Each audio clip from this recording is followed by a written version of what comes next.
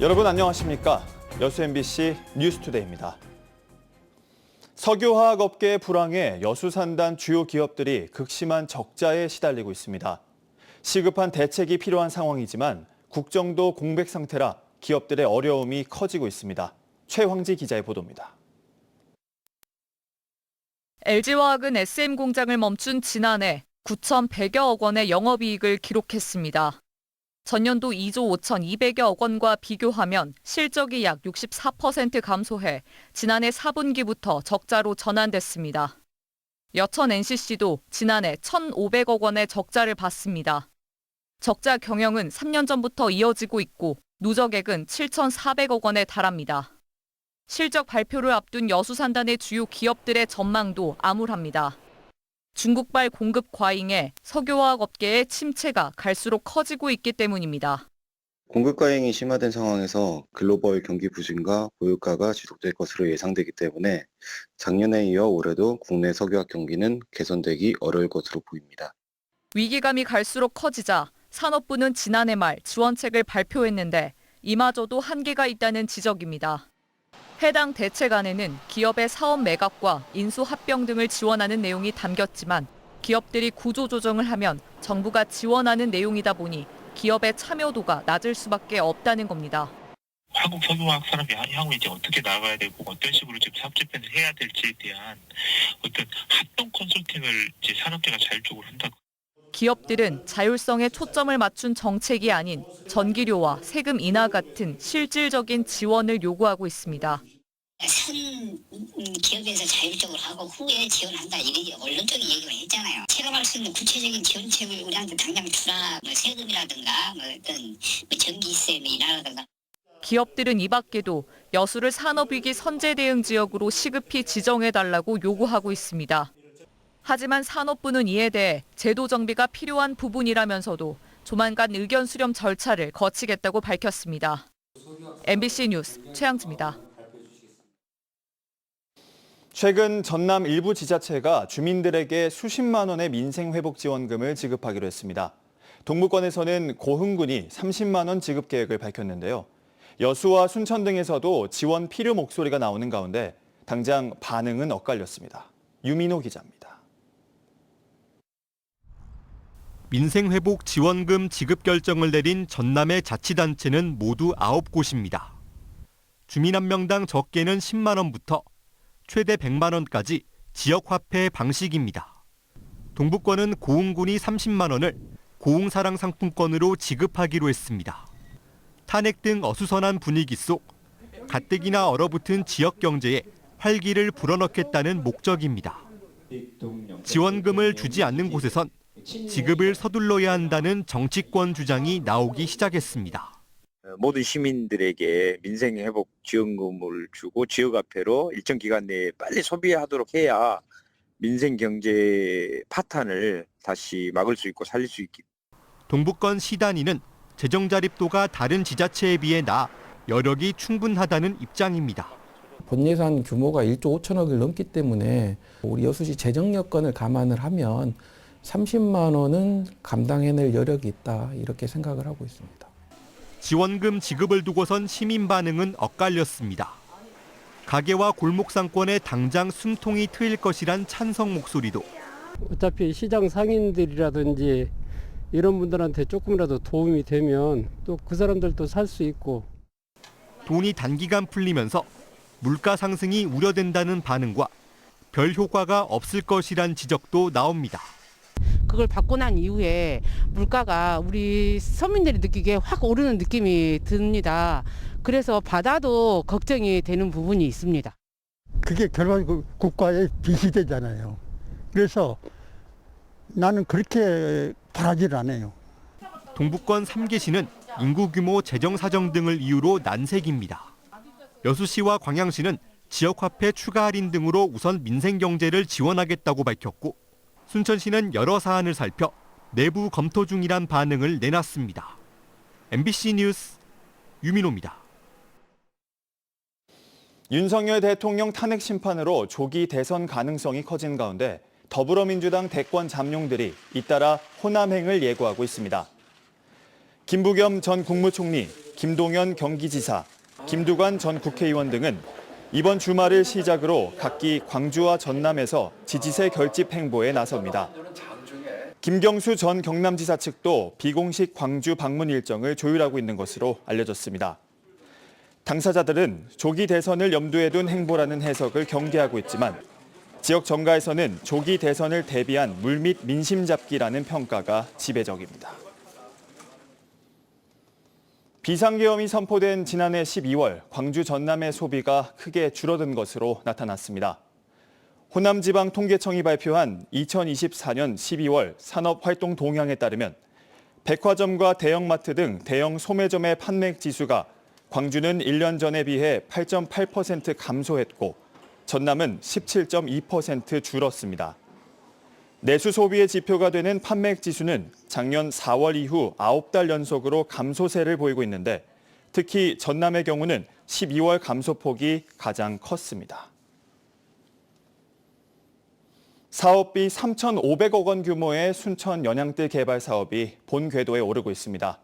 이달 중순쯤 토지 감정 평가가 끝나고 보상 절차가 시작될 예정인데요. 원활한 분양과 투자자 확보 등이 과제로 지목되고 있습니다. 문영철 기자입니다. 순천만 국가정원 옆에 자리 잡은 연양뜰입니다. 이곳을 개발하기 위해 지난 2019년 기본계획 등이 수립됐고 5년이 지난 작년 말에는 전라남도의 조건부 승인을 받았습니다. 전체 개발 면적은 축구장 70개에 달하는 48만 8천여 제곱미터. 3,500여억 원을 투입해 숙박과 문화, 상업시설 등이 어우러진 문화관광특구로 개발하겠다는 게 순천시의 구상입니다. 이달 중순 감정평가가 마무리되면 곧바로 보상 절차에 들어가 올해 말부터는 공사를 시작할 계획입니다. 관건은 원활한 투자 유치와 토지 분양입니다. 경기 침체 등 여러 여건이 만만치 않은 상황에서 순천시는 국가정원 등의 주변 인프라와 접근성을 강점으로 내세워 선분양을 추진할 예정입니다. 분양하기 전에 먼저 수요조사 같은 것도 한번 해볼 예정이고 또 어떤 대형 투자자가 이렇게 투자 의향이 있을 때는 그 사람들이 어떤 걸 원하는지 우리가 이제 법적 태도 내에서 검토를 해서 또 맞춤형 어떤 행정 지원을 한다든가. 순천의 마지막 노른자 땅으로 불리는 데다 10년 전 민간 개발이 무산된 바 있어 이번 사업에 대한 기대감은 더욱 큽니다. 특히 체류형 관광을 뒷받침할 수 있는 호텔, 리조트 같은 대규모 숙박시설을 중점적으로 유치하고 800억 원대의 지방채를 발행하는 만큼 재정 부담이 커지지 않도록 신속하게 추진해야 한다는 게 시의회의 요구사항입니다. 또 국가정원 및 순천만과 가까운 점을 고려해 친환경적 개발, 관리 방안을 모색해야 한다는 목소리도 나옵니다. 환경 친화적인 개발을 염두에 둬야 될 것입니다. 그리고 이제 개발이 완료된다 하더라도 지속적인 환경 관리를 어떻게 할 것인가도 또 순천시가 고민해야 될 과제이죠. 일부 사업자들이 숙박시설 건립에 관심을 보이고 있는 가운데 전라남도는 조만간 연양뜰 개발구역과 개발 계획을 확정해 고시할 예정입니다. MBC 뉴스 문형철입니다. 여수시가 올해 탄소 중립 포인트제 인센티브로 3억 6,500만 원을 지급합니다. 여수시는 에너지를 절약하면 인센티브를 지급하는 탄소 중립 포인트제 추진을 위해 에너지와 자동차 부분을 합쳐 총 3억 6,500만 원의 예산을 확보했다며 탄소 중립 실천을 위한 시민들의 적극적인 참여와 신청을 당부했습니다. 여수시는 지난해 에너지 4,565톤을 감축한 17,215가구에 3억 200여만 원의 인센티브를 지급했으며 이는 수령 30년인 나무 45만 2,672그루를 식재한 것과 같다고 밝혔습니다. 1980년 5.18 당시 계엄군 등에 의한 성폭력은 피해자들의 일생에 걸쳐 심각한 고통을 줬습니다.